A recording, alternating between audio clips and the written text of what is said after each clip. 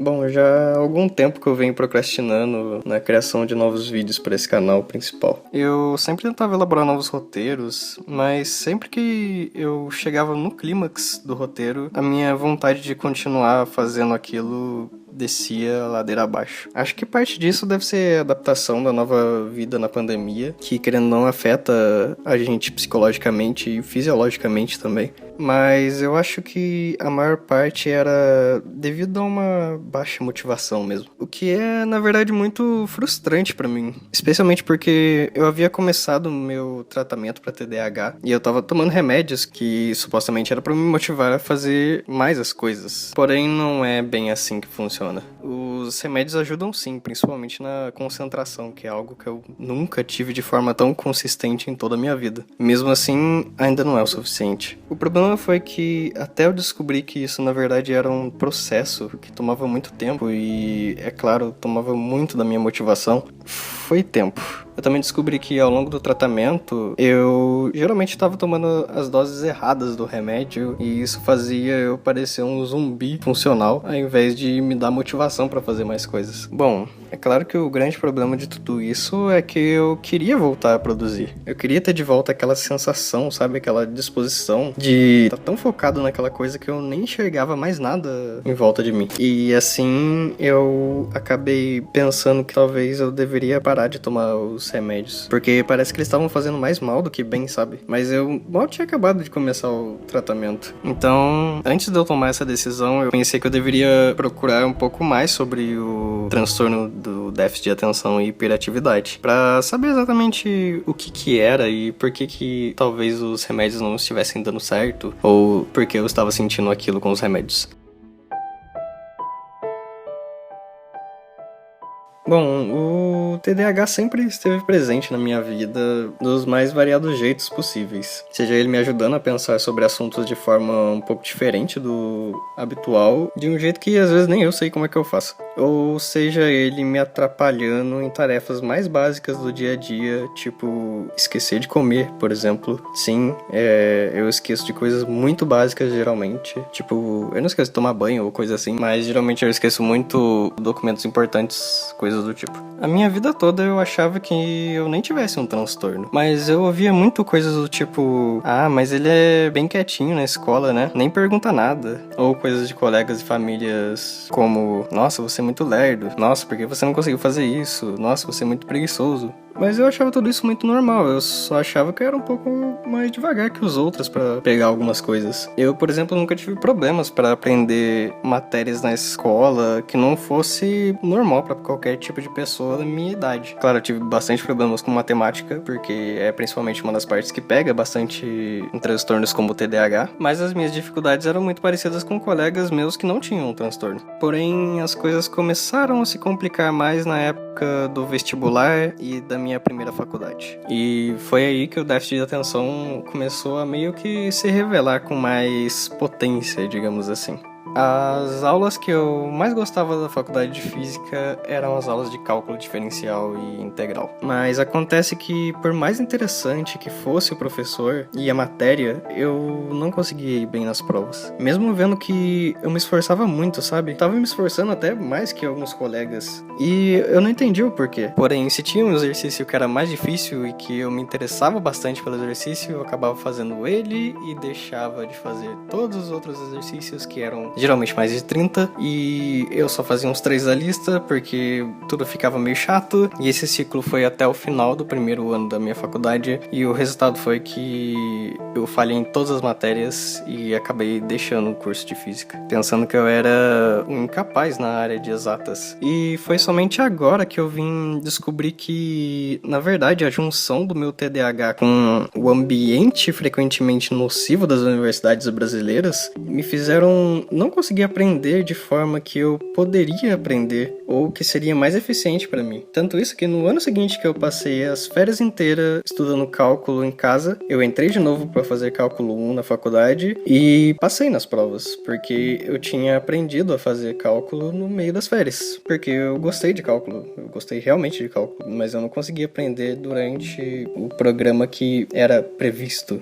Ou seja, era mais uma questão de adaptação, tempo e motivação, que eram coisas que eu tive nas minhas férias e que são coisas essenciais para alguém que tem déficit de atenção para progredir em alguma coisa ou em alguma área. Não só para quem tem déficit de atenção, né? Mas especialmente pra gente, isso é absolutamente necessário. E engraçado que nas férias eu não aprendi cálculo de forma muito linear, sabe? Tanto que às vezes eu tenho algumas defasagens ainda, mas eu aprendi de uma forma muito diferente, talvez. Mas enfim, continuando. Anos mais tarde, agora no caso, eu vim descobrir um pouquinho da pontinha do iceberg que é o TDAH. E entender que eu não era o único que me sentia um fracasso ou empacado em relação às outras pessoas. Aqui no caso desse vídeo eu vou explicar um pouquinho e refletir também por cima desse transtorno. Vai ser uma visão bem geral, como se fosse uma leve introdução, mas eu não quero que vocês se baseiem por minhas palavras aqui do que é ou que não é o transtorno. Esse vídeo é mais pessoal do que explicativo. O TDAH ou TDA é um transtorno que é geralmente hereditário. Foi feito um estudo e parece que a prevalência do TDAH em média em vários países afeta quase que 10% da população em geral. Geralmente se começa quando é criança, entre 5 e 6 anos, se caracteriza como uma criança agitada e que não consegue parar quieta no lugar ou que não consegue prestar atenção quando se pedem ou quando deve. O problema já começa na identificação desse transtorno, principalmente falando de uma realidade brasileira, já que a hiperatividade e distração às vezes nem são notados como um sintoma, e sim como preguiça ou falta de apanhar. Muitas vezes é difícil de se identificar também, porque as crianças geralmente são mais hiperativas e mais agitadas do que adolescentes e adultos. Mais pra frente, um adolescente que tem o transtorno geralmente fica um pouco menos agitado e mais distraído, por exemplo. Isso também acontece com adultos. E a prevalência do TDAH de quando você é criança para quando você é adulto, ela continua. Você não perde o TDAH porque ele é um transtorno neurológico. Muitas vezes as pessoas, mesmo sabendo que podem ter TDA, elas nunca são diagnosticadas ou tratadas de forma adequada. Você junta isso com as conspirações de que TDAH não existe e vários estigmas de preguiça ou falta de vontade, e você vai ter a receita perfeita para milhões de pessoas, possíveis adultos com depressão, baixa autoestima e que se sentem burros e deslocados, principalmente por não corresponderem às normas sociais ditas normais. E feito isso, você acaba aumentando muito o índice de suicídio. E falando um pouco da neurofisiologia do transtorno, o transtorno afeta várias partes da sua vida, porque ele afeta inúmeras relações e regiões do seu sistema nervoso e do seu cérebro, o que vai fazer com que você interaja com o seu ambiente de forma diferente de que nós chamamos de neurotípicos, que são os cérebros que não têm TDAH ou não têm esse transtorno específico. Isso vai afetar muito várias partes da sua vida também. Se você tem TDAH, você é considerado um neurodivergente, ou seja, tem o funcionamento do cérebro diferente das outras pessoas que são as neurotípicas, e no caso do cérebro de uma pessoa com TDAH, ela vai ter problemas principalmente na regulação de dopamina e norepinefrina, que são transmissores responsáveis por inúmeras funções importantes do cérebro. Dentre elas estão a regulação de atenção, organização e manipulação de informações no cérebro. No caso, todas essas alterações causam uma série de problemas, não só no aprendizado, mas problemas emocionais, na verdade. Nós que temos TDAH temos muitos problemas, às vezes, de oscilações emocionais. Sendo assim, às vezes é difícil ficar motivado com tarefas de longo prazo ou que exijam muitos detalhes ou repetições ou que sejam monótonas mesmo. Nosso cérebro acaba, então, sendo como se fosse um interruptor que liga e desliga as funções do cérebro na hora que ele quer, sem a gente controlar direito isso. E ele faz isso principalmente porque ele está subestimulado em certas regiões, ou seja, ele está com baixa estimulação. Por isso que ele tenta ficar buscando estímulos no mundo exterior, que acaba aumentando a produção de dopamina em alguns lugares, mas que deixam defasagens em outras regiões do cérebro. Só que o que acontece? É como se o seu cérebro tivesse um administrador administrador principal, que comanda e fala para as outras regiões do cérebro o que elas devem fazer. Só que esse administrador tem problemas nas linhas de comunicação dele, o que faz com que as outras regiões e ele não recebam direito à mensagem. Então, às vezes ele acaba somente entendendo aquelas que ele recebe melhor, que são as que têm mais dopamina. E isso causa um problema de regulação, porque ele somente vai fazer funcionar essas partes e as outras partes vão acabar ficando de lado. Isso causa os inúmeros problemas que nós temos de baixa memória de curto prazo, uma organização terrível, tanto do ambiente quanto mental. Eu não sei se vocês têm isso, mas eu geralmente tenho pensamentos às vezes muito confusos e eu não consigo estruturar eles direito, mesmo querendo muito, e isso exige muito esforço e até um processamento lento de informações, e consequentemente tudo isso leva à nossa baixa autoestima. Ok, então agora você pode dizer, nossa, mas falando desse jeito parece que um indivíduo com TDAH é então incapaz intelectualmente, né? Mas não é. Esse é, na verdade, o meu grande problema com algumas pesquisas e artigos feitos principalmente por pesquisadores que não têm o transtorno. E sim, isso impacta muito na visão que a pesquisa vai ter do transtorno. Mas daqui a pouco eu já falo sobre isso. O fato é que TDAs geralmente não tem nenhum problema com cognição, o que não significa que não tenhamos problemas de aprendizado, e isso é bem diferente, eu vou explicar por quê. Mas TDAHs geralmente têm muita facilidade com pensamentos laterais ou pensamentos de um modo difuso do cérebro. Parece que alguns estudos veem o TDAH como se fosse regiões do cérebro que estão com baixo estímulo. Então é como se nós estivéssemos quase que a todo momento no modo que é chamado de difuso. É como se fosse um modo que o cérebro está dormindo, entre aspas. Isso não quer dizer que seu cérebro não consiga pensar.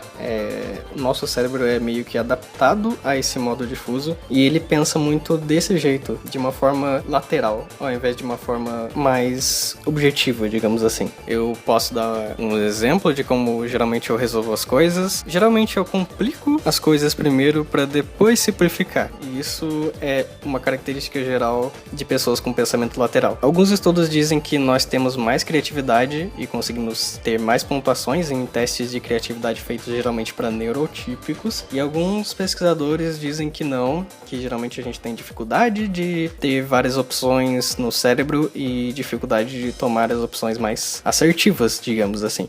Mas o fato é que nós chegamos na mesma solução do mesmo jeito. Geralmente com mais tempo e com mais dedicação nossa. Mas nós chegamos à solução. Então não temos problemas de cognição. Dito isso, eu quero dizer que eu não quero aqui vitimizar no sentido de fazer as pessoas acharem que somos pessoas incapazes. Nós não temos incapacidade de aprendizado ou um QI baixo, como se pensava antigamente. Porém, o fato é que estamos muito mal adaptados no ambiente neurotípico e produtivista atual. Nem os neurotípicos estão adaptados a esse ambiente, na verdade. Ou seja, nossos problemas se agravam quando somos expostos ao mundo contemporâneo como ele é hoje. Agora, no caso, eu vou voltar e explicar o meu problema com algumas pesquisas atuais sobre indivíduos com TDAH.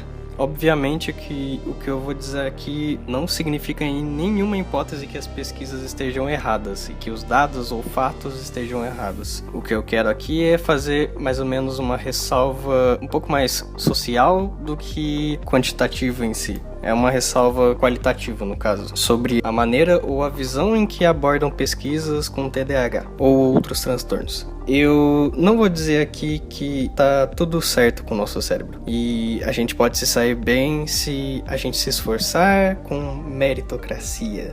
Não, né? Existem sim defasagens em nosso sistema nervoso que nos causam muitos problemas e precisaremos corrigir isso em um grau que nos deixe confortáveis com quem nós somos e como fazemos e vemos as coisas. Eu não sou de jeito nenhum uma pessoa que acha que TDA não precisa de tratamento, e até porque eu sei como é isso, mas sei que atualmente o nosso mundo não aceita muito bem a neurodiversidade e realmente nem discute nada nada sobre isso. Eu digo isso porque mesmo os cientistas com mais autoridade na área de TDAH ainda tratam pessoas com o transtorno como se fossem incapazes. Eu li alguns artigos e sei que talvez não seja essa visão que eles querem passar do transtorno, mas como eu disse, a maioria deles não tem TDAH. E isso acaba sim afetando a maneira como eles expõem a pesquisa, além de afetar ainda mais a pessoa com o transtorno. Para vocês terem uma noção, o TDAH é o transtorno psiquiátrico mais bem estudado na ciência. E mesmo assim, nossos medicamentos foram desenvolvidos na década de 1930.